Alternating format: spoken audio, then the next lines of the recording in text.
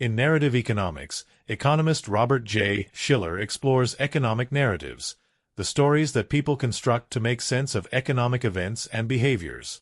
These stories include both the explanations we give for why certain economic events occur and the meanings and interpretations we assign to those events. Shiller notes that in economics, where numbers and statistics often take center stage, we often overlook the influence of narratives and popular ideas. While quantitative data provides valuable insights, it's equally essential to understand the ways in which economic narratives shape our perceptions of the world.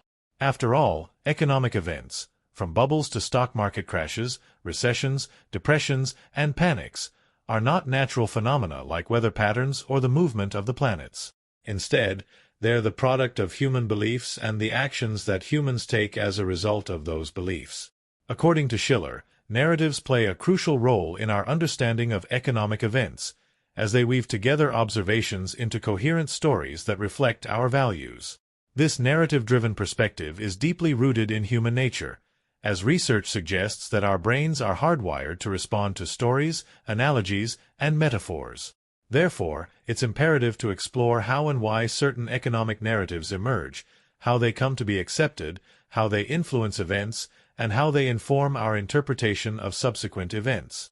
Once economists have this understanding, they can better predict future economic events like recessions and stock market crashes and craft more effective and equitable economic policies. In this guide, we'll explore how narratives help us make sense of the world, and how they in turn help shape that world. The factors that contribute to the spread of an economic narrative.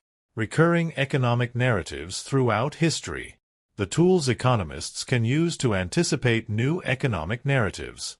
Throughout the guide, we'll supplement Shiller's insights with commentary and analysis from other economists and explore historical examples that both support and challenge his ideas. Critical reactions to narrative economics.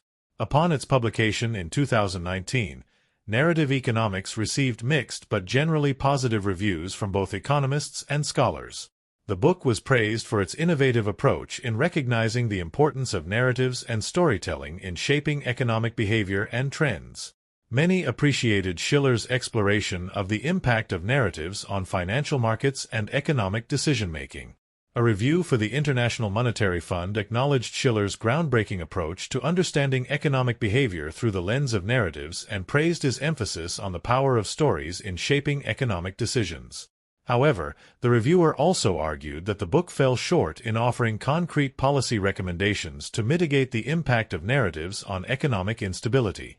Additionally, the reviewer noted the challenge of quantifying the influence of narratives, arguing that this makes it difficult to apply Shiller's insights in practice. A different review for the London School of Economics Review of Books commended Shiller's exploration of the significance of narratives in shaping economic events. The review praised the detailed accounts of various narrative-driven phenomena, including stock market movements, the rise and fall of Bitcoin, and shifts in economic models and ideas. On the other hand, the review suggested that Shiller's framework may obscure a more fundamental role of narratives in shaping economic behavior. The reviewer argued that individuals don't merely catch narratives like they would catch a virus, a metaphor that Shiller uses extensively. Rather, narratives are integral to how people imagine and plan for the future in an uncertain world. Part 1. The Power of Narrative. Shiller writes that narratives are extraordinarily powerful because they help us make sense of the world.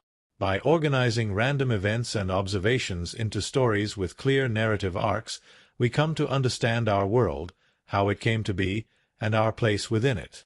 Shiller points out that we create similar narratives to describe the natural world. As winter approaches in temperate climates, we observe that the trees shed their leaves, many plants go dormant, the landscape becomes barren, and temperatures drop. Based on these observations, we form a narrative that describes winter as a period of rest and reflection for nature. It's a time when the earth appears asleep, conserving energy and resources. This narrative directly impacts our beliefs and behavior. We mirror nature's resting period, leading to cultural traditions like winter holidays and celebrations that emphasize coziness, reflection, and the expectation of renewal in the future. Short-form note.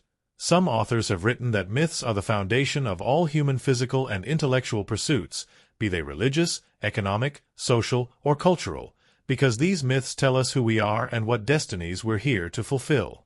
In The Hero with a Thousand Faces, Joseph Campbell explores the power of myth and storytelling, from the ancient world to modern times and spanning every human culture across the world.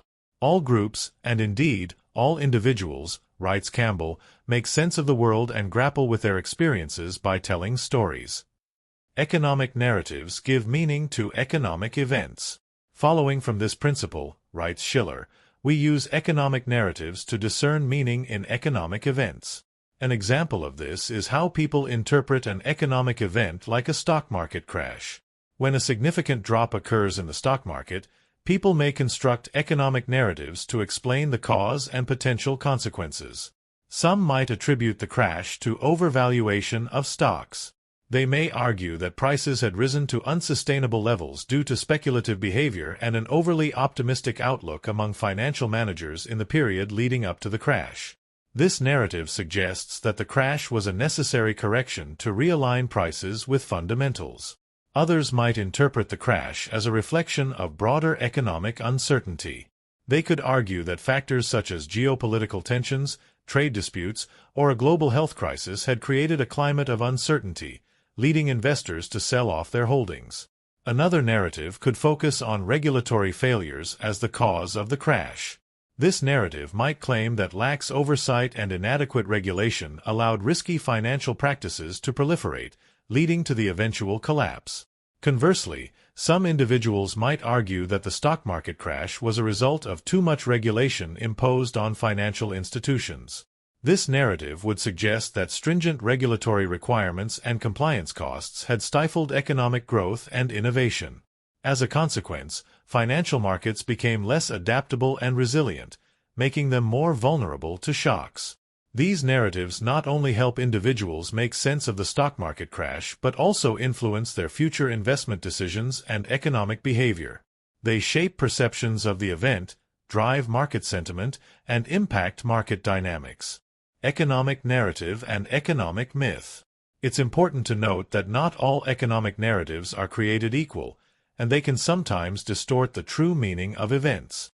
Economic narratives that find their way into the popular discourse are often beset by myths and misconceptions that misinform rather than educate. For example, popular narratives about inflation often reinforce inaccuracies, such as that inflation is solely caused by excessive government spending and rising wages and that corporate profits aren't a main driver. It's crucial to keep in mind that narratives aren't necessarily accurate and unbiased reflections of reality. Rather, they can be influenced by various factors, including personal biases, media sensationalism, and political agendas. That's why it's important to approach economic narratives critically and complement them with rigorous economic analysis and data-driven research. Economic narratives shape economic behavior. Shiller writes that narratives don't just help us understand or describe economic events around us, they shape the economic behavior that produces those events. Understanding this dynamic, says Shiller, is crucial for both economists and policymakers.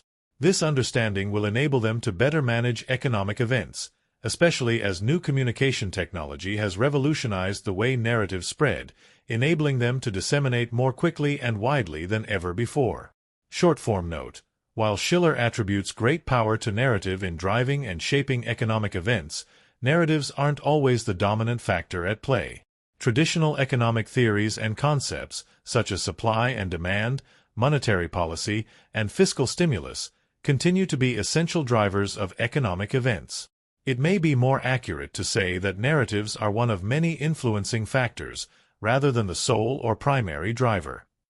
The Bitcoin narrative. Shiller points to the phenomenon of Bitcoin and other cryptocurrencies as an example of how narratives shape economic events and behaviors. These digital assets surged in value and popularity in 2020 and 2021, captivating the imagination of investors worldwide. However, the value of cryptocurrencies is not solely, or even primarily, determined by their intrinsic properties. Rather, that value is intricately tied to the narratives that envelop them. Those narratives make people want to own Bitcoin, which drives up the bidding war, which in turn enhances the narrative about their allure and value. According to Shiller, investing in Bitcoin allows people to craft a compelling narrative about the world and their role within it. The unregulated, decentralized nature of cryptocurrencies like Bitcoin appeals to a libertarian, independent, and anarchic desire to reject the authority of governments and big banks. This appeal gained traction in the aftermath of the 2008 financial crisis, a period marked by a decline in trust in traditional financial institutions. Additionally, writes Shiller, many people view cryptocurrencies as a way to earn income passively, offering an alternative to a traditional job in a globalized economy that many see as distorted by mass inequality.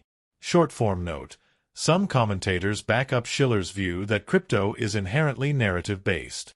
In particular, some argue that the value of cryptocurrencies depends largely on the beliefs and narratives that future investors have about these assets. Specifically, they write that Bitcoin is valuable only because of the expectation that someone else will be willing to buy it from you at a higher price in the future. In investing, this is known as the greater fool theory, that you can profit even when you buy overpriced assets because you can, in turn, sell them off to a greater fool who's willing to pay even more for them. The end of the regulation-free crypto dream? Although, as Shiller writes, crypto enthusiasts see their investments as a way to earn wealth and passive income while avoiding government regulation, some commentators argue that regulation and oversight will inevitably change how these cryptocurrencies operate. Within the financial community, there's a growing recognition that these technologies are too significant to be solely governed by private entities and market forces. According to this argument, cryptocurrencies and the blockchain technology that serves as their foundation have expanded beyond their original vision as decentralized peer-to-peer systems. In particular, they've begun to intersect with traditional financial institutions and governments, raising questions about their impacts on economic stability, security, and privacy. Furthermore, there are increasing demands for government intervention and regulation to address the potential risks associated with cryptocurrencies, such as money laundering, fraud, and market manipulation. While the initial appeal of cryptocurrencies was their independence from central authorities, many experts argue that their increasing integration into the mainstream financial system necessitates government oversight to safeguard the public interest. Part 2. Factors that facilitate narrative spread. Now that we've explored what economic narratives are and why they're so powerful, it's important to understand how people come to accept them. In this section, we'll examine some of the factors that, according to Shiller, contribute to the widespread dissemination of economic narratives: memorable visuals, emotional resonance, influential endorsers, holistic explanations, and a human-centric focus. Factor number 1. Memorable visuals. Shiller writes that narratives that incorporate easily understandable visual elements gain traction more rapidly. This is because visuals have the power to simplify complex concepts and make them more accessible to a wider audience. Human cognition is inherently inclined towards visual processing, and people tend to grasp visual information more quickly and effectively than text or abstract data. For example, in the realm of sustainable investing, the narrative of green bonds has gained traction in recent years. Green bonds are financial instruments designed to fund environmentally friendly projects such as renewable energy installations, clean transportation, and energy-efficient building projects. What sets green bonds apart is the incorporation of simple visual elements, like color-coded labels and symbols that represent environmentally friendly projects, that resonate with investors and the broader public. Indeed, the name itself, green bonds, evokes an image of environmentally friendly investments. This terminology creates a narrative that aligns with broader goals of sustainability and climate action.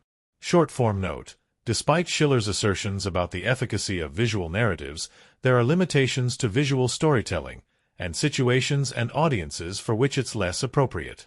Some experts write that visual storytelling may not be the best choice when dealing with complex or highly technical information. Similarly, when addressing sensitive or emotional subjects, visual storytelling may trivialize the content, potentially causing discomfort or offense to the audience. For example, a smiling sun character handing out flowers in a promotional campaign for mental health could offend people due to its oversimplification and seeming trivialization of mental health issues. Factor number 2. Emotional resonance. According to Shiller, narratives that evoke powerful emotions, especially those aligned with people's prior experiences, have a greater impact than those that don't. This is because emotional engagement is a potent force in shaping human behavior and decision-making. When narratives trigger strong emotions, they become more memorable, relatable, and influential, especially when stories and narratives elicit emotions that people can personally identify with. The post-2008 global financial crisis narrative of Main Street versus Wall Street was a powerful and emotionally charged economic narrative that gained prominence in public discourse. This narrative tapped into the emotions of many individuals who had experienced the devastating consequences of the financial crisis, including home foreclosures, job losses, and economic hardships. The Main Street versus Wall Street narrative portrayed a stark contrast between the struggles of everyday citizens on Main Street and the perceived excesses and irresponsibility of financial institutions on Wall Street. This emotionally charged narrative had real-world consequences, leading to calls for greater financial regulation and accountability. In addition, it inspired the Occupy Wall Street movement and served as a rallying cry for individuals seeking economic justice, reform, and measures to curb the excesses of the financial industry. This narrative played a significant role in shaping the economic and political landscape in the years that followed the crisis. Short-form note. Similar to Shiller, other writers have emphasized just how much emotion, not reason, drives our behavior and beliefs. In the happiness hypothesis, Jonathan Haidt uses the metaphor of a human rider sitting atop an elephant to illustrate how our minds work. The rider, representing reason, does her best to attempt to direct the elephant. But the elephant, representing emotion, is far more powerful and has its own will. It only complies with the rider's commands if those commands aren't in conflict with its desires. Thus, the rational part of ourselves can advise and guide our emotional core, but in a pure contest of wills, emotion will nearly always defeat reason. Factor number 3. Influential endorsers. Shiller notes that charismatic and compelling storytellers can significantly amplify narratives. Charismatic storytellers possess the power to engage people emotionally and intellectually, making the narrative more relatable and memorable. For an example of this, we can look to the story of Elon Musk and his companies, especially Tesla and SpaceX. Musk, known for his charismatic personal leadership, has been a driving force behind two major economic narratives. First, he's propelled the narrative of electric vehicles, EVs, into the mainstream with Tesla and demonstrated a unique ability to narrate a future where sustainable transportation is not only possible but exciting and inevitable. His narrative paints a picture of a world where EVs are accessible, affordable, and environmentally friendly, appealing to both consumers and investors alike. Second, with SpaceX, Musk has reshaped the economic narrative of space exploration and commercialization. He tells a story of humanity's expansion into space, with Mars colonization as a realistic goal. His charismatic storytelling has captivated the public's imagination and reignited interest in space travel. This narrative has enabled ordinary people to imagine themselves as spacefaring citizens, driving significant new investment in the space industry and garnering support from governments, investors, and space enthusiasts. Charismatic authority and the authority principle. The power of charismatic and compelling storytellers to amplify and spread narratives may be due in part to charismatic authority, a concept originally outlined by sociologist Max Weber. Weber explains that charismatic leaders gain authority through their personal magnetism, exceptional qualities, or inspirational abilities, and crucially, their followers' belief in these qualities. With that authority, the charismatic leader often plays a significant role in shaping new realities and narratives for their followers by inspiring change, leading movements, or challenging existing norms and beliefs. Exploring this concept further, in Influence, Robert Cialdini writes that people are hardwired to comply with requests that come from an acknowledged and accepted source of authority. Cialdini labels this instinct the authority principle. In sum, because charismatic storytellers are so engaging, we elect them as figures of authority in our minds and obey them as such. Factor number 4. Holistic explanations. Shiller observes that narratives offering comprehensive explanations of complexities have a strong appeal. This is because human beings naturally seek understanding and meaning in the world around them. People are often confronted with complex and multifaceted phenomena, whether in economics, science, politics, or everyday life. In the face of these complexities, individuals are drawn to narratives that promise clarity, coherence, and a sense of order.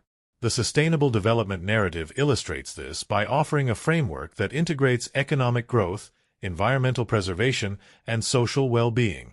This framework provides a coherent view of intricacies like resource management and climate change, so it resonates with those seeking a roadmap for a better future.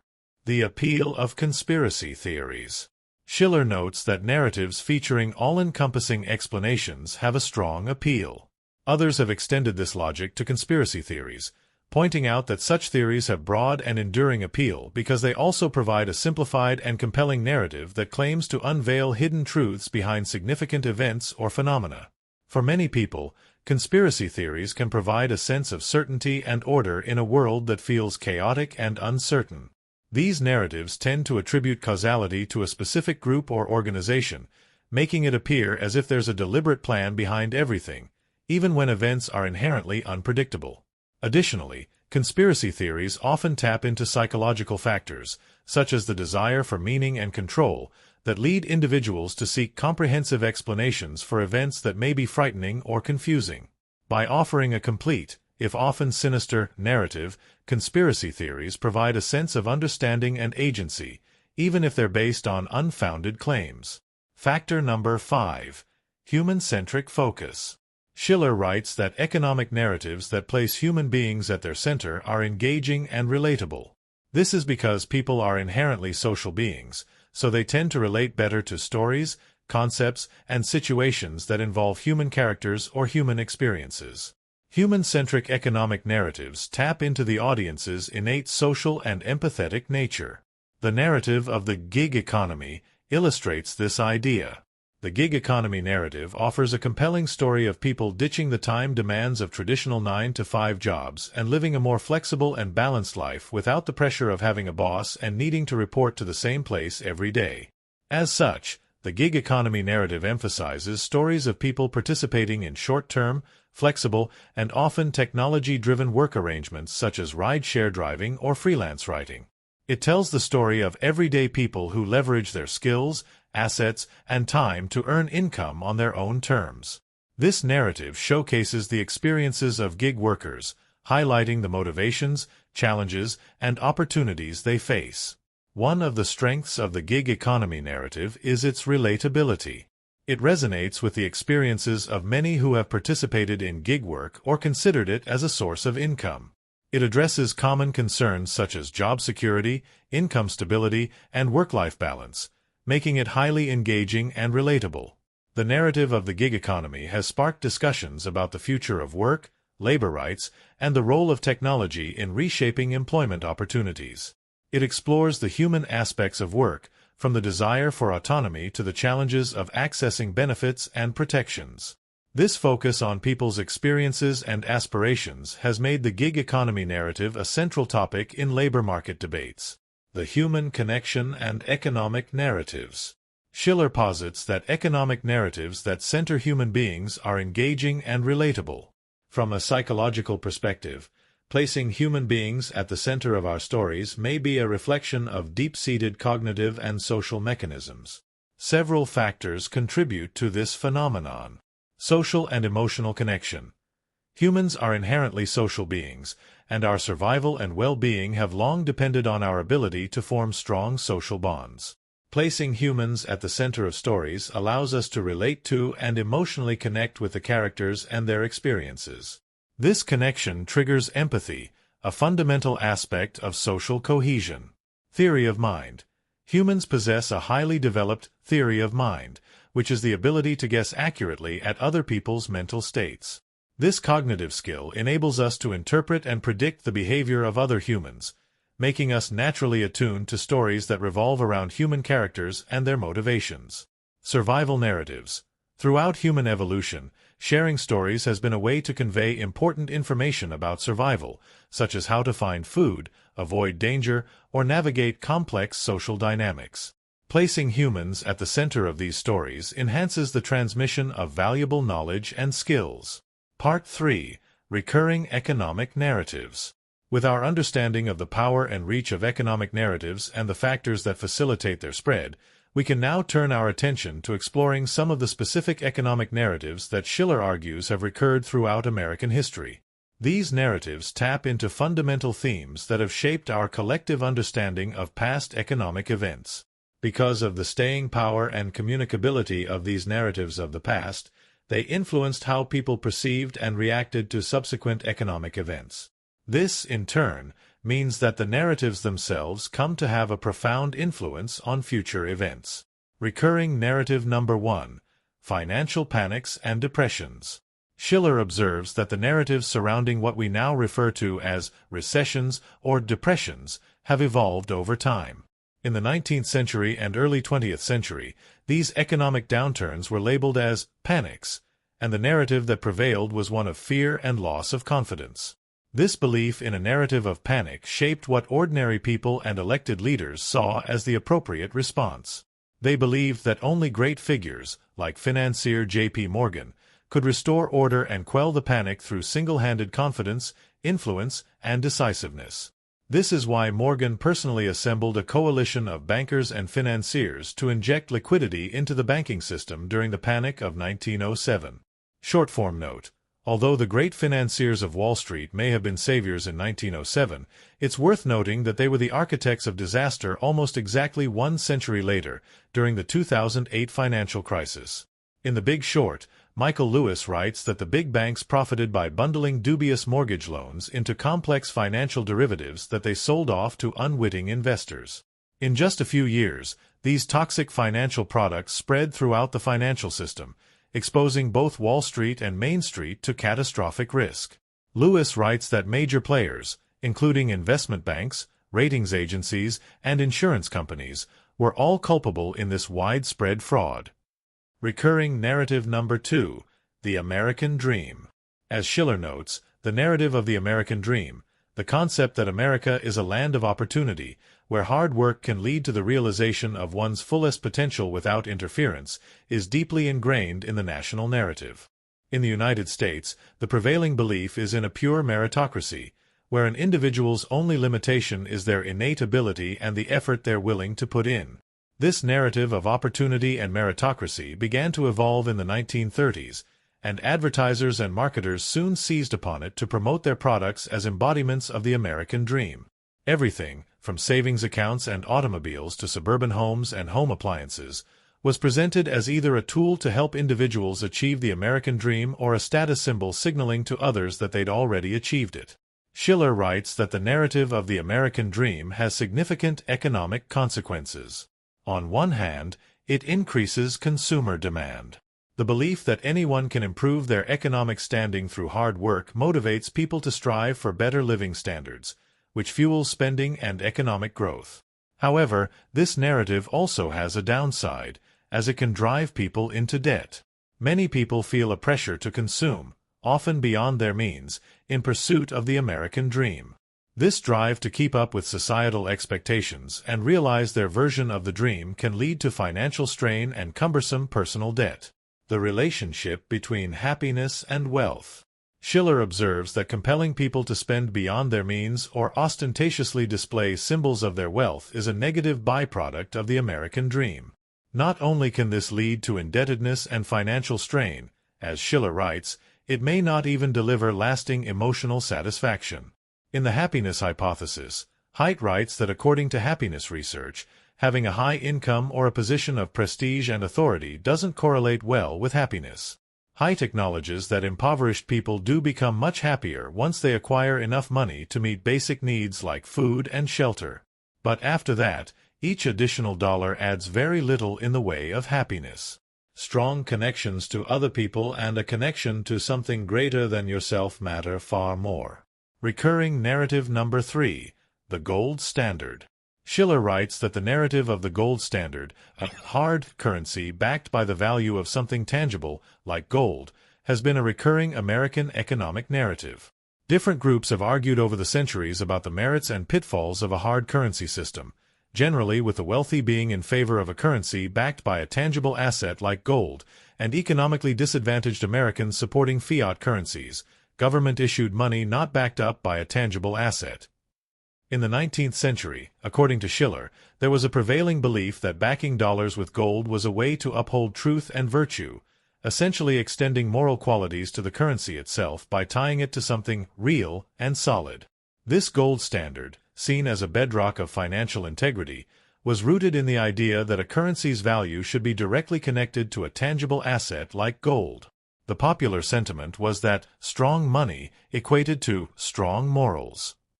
The gold standard narrative thus acquired a moral and emotional charge that pitted different classes against one another.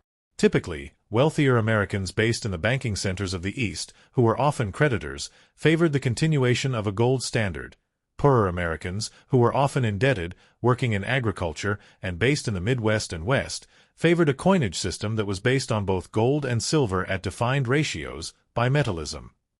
The bimetallists saw themselves as champions of the common people, believing their monetary policies would enable inflation, which in turn would reduce the real value of people's debts.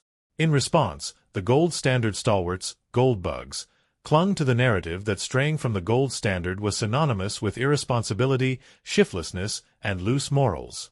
These attitudes drove the hard money policies that persisted until the gold standard was dismantled in a series of developments throughout the 20th century. The gold standard and Bitcoin. In the book, Shiller does briefly touch on some parallels between the Bitcoin narrative, which we explored earlier, and the gold standard, but it's worth exploring this more in depth. Some writers have noted the similarities between the two monetary systems. Both Bitcoin and the gold standard are characterized by a limited supply. The Bitcoin protocol explicitly defines the Bitcoin supply, and the gold standard is limited by the physical supply of gold. This supposedly makes both assets resistant to the inflationary pressures often associated with fiat currencies. In 19th century debates about bimetallism, those in favor of using both gold and silver as standards argued that focusing on gold would concentrate wealth in the hands of people who were already wealthy. In today's cryptocurrency debates, those who are skeptical of Bitcoin tend to put forward similar arguments, while those who favor a hard money, limited currency approach to guard against inflation often find much to appreciate about Bitcoin. However, there are crucial distinctions. Bitcoin operates as a decentralized digital currency without the need for a central authority, while the gold standard explicitly required governments and central banks to manage the supply of gold. This distinction informs the contemporary debate about whether a decentralized cryptocurrency like Bitcoin can serve as an alternative to traditional fiat currencies controlled by central authorities. Recurring narrative number 4. The machines are coming for your job. Shiller writes that fears of technological unemployment have persisted throughout history, from the industrial age to the present era of AI and automation. Indeed, he writes that the fear that machines will eventually replace human labor is a narrative with deep historical roots, dating back to the ancient Greeks. Throughout history, every significant technological advance has rekindled this narrative, often accompanied by riots and fierce protests as people grapple with the implications of automation. This narrative gained momentum, Shiller notes, with the onset of the industrial age and continued well into the early 20th century. It reached its peak during the 1930s when many people attributed the Great Depression to technological unemployment. During this period, the fear that machines could displace human jobs was palpable, and it fueled concerns about economic stability and inequality. Short-form note. Some commentators agree that fears about the technological displacement of human workers are a recurring historical theme, and that these arguments have been wrong every time they've been advanced. Their proponents are typically called Luddites, named after a legendary figure in the early 19th century British labor movement, Ned Ludd, who supposedly led English textile workers to protest against the introduction of labor-saving machinery during the Industrial Revolution. However, critics of the original Luddite movement argue that their resistance to progress was misguided, as the Industrial Revolution ultimately led to increased productivity, improved living standards, and the creation of new job opportunities. The emerging AI narrative. In the modern era, writes Shiller, computers and AI represent the latest manifestation of this narrative. Just as engines and machines once replaced physical labor, AI and computers are now poised to replace intellectual labor. The concern is that if workers accept this narrative too deeply and come to fear their jobs will be automated in the near future, they may curtail their spending now, anticipating economic uncertainty. This reduction in consumer spending could lead to a decrease in overall demand, potentially triggering a recession. And, in a neat illustration of the self-reinforcing power of economic narratives, a recession might incentivize employers to invest more in money-saving automation as they seek to cut costs, perpetuating the cycle. Will technology create a useless class? Echoing the questions Shiller raises about automation, Yuval Noah Harari writes in 21 Lessons for the 21st Century that one of the biggest challenges of the 21st century will be a net loss in employment that creates a useless class of unskilled workers. While Harari argues that some workers will be able to get training in a new set of skills, technology will continue to change so rapidly that those new skills could also become obsolete a decade later. Even in fields that introduce human-computer teams, the computers may eventually perform so well that they no longer need their human partners. Harari draws a contrast with the earlier waves of automation cited by Shiller. Throughout history, observes Harari, each new machine and labor-saving technology created at least as many jobs as it eliminated. For example, a piece of equipment that replaced a human laborer also required someone to operate the equipment and another person to do maintenance on it. Past innovations substituted human workers' physical capabilities, but not their cognitive abilities. However, writes Harari, the dual rise of infotech and biotech is creating technologies that truly could replace the need for human workers. New discoveries in neuroscience have revealed that human skills such as analyzing, decision-making, communicating, and interpreting other people's emotions are the results of specific brain algorithms. Now that scientists are coming to understand how the human brain uses these algorithms, technologists can increasingly replicate those processes with AI. As a result, not only can machines do a human's job, they may even be able to do it better than humans can. Part 4. Predicting Tomorrow's Narratives. Having explored what factors make certain economic narratives stick, and which economic narratives have had staying power throughout history, Shiller writes that we need to develop tools that help us predict and prepare for the narratives that will take hold in the future. Given the real economic power that narratives hold, it is essential to understand their origins, propagation, and eventual decline. Shiller recommends that economists do this by embracing qualitative, in addition to quantitative, research and by looking for new sources of narratives in traditionally overlooked places. Shifting to qualitative research. Shiller writes that economists must venture beyond their traditional quantitative approaches and pay heed to the emotions and impulses that shape the decisions of the real people who constitute the economy. This shift calls for a more nuanced and multidisciplinary approach. To gain a deeper understanding of how narratives influence economic behavior, economists should engage in qualitative research methods. This includes conducting interviews with individuals, organizing focus groups, and undertaking longitudinal studies to measure how attitudes and beliefs evolve over time. Collaborating with experts in psychology and sociology can offer valuable insights into the cognitive processes that drive the formation and spread of narratives. A humanist approach to economics? Some observers write that there has long been a divide between economists and practitioners of more humanist fields, and call for a more humanistic approach to economics. These academics argue that traditional economics often focuses too narrowly on quantitative models and mathematical analysis while neglecting the human experience, emotions, and narratives that shape economic behavior. They emphasize the importance of incorporating insights from the humanities, social sciences, and arts to build a more comprehensive understanding of economic phenomena. They believe that by doing so, economists can address real-world economic challenges more effectively. In addition to reshaping economics, these scholars advocate for changes in education. They argue for a curriculum that encourages critical thinking, interdisciplinary learning, and a deeper understanding of the cultural and societal contexts in which economic decisions are made. Their vision is to train economists who can think critically, appreciate the complexity of human behavior, and apply their knowledge to real-world problems. Finding new sources. Moreover, writes Shiller, economists should broaden the scope of their work by analyzing sentiments and ideas found in sources that have typically been overlooked in traditional economic analyses. These sources include anything from sermons, social media posts, pop culture references, and memes to advertisements and historical documents like diaries, land deeds, wills, and newspaper editorials. These diverse sources provide windows into how ordinary people throughout history have thought about and engaged with economic concepts.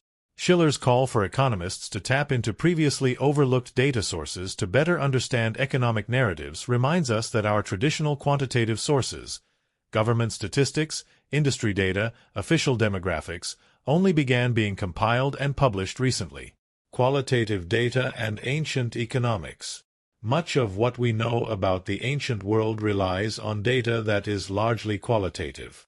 This includes data that's been inferred and reconstructed through various historical and archaeological sources, including written records in the form of inscriptions, clay tablets, papyri, and manuscripts, archaeological evidence, such as physical artifacts, buildings, and infrastructure, that provides clues about economic activities, the layout of ancient cities, and production facilities. Ancient coins, which provide insights into the monetary systems of the time and help us estimate economic activity and wealth distribution. Historical accounts like chronicles, diaries, and writings of historians and travelers that provide anecdotal evidence of economic conditions, trade practices, and notable economic events. Comparative studies that look at multiple sources and cross-reference them to validate their findings and create a more complete picture of ancient economies.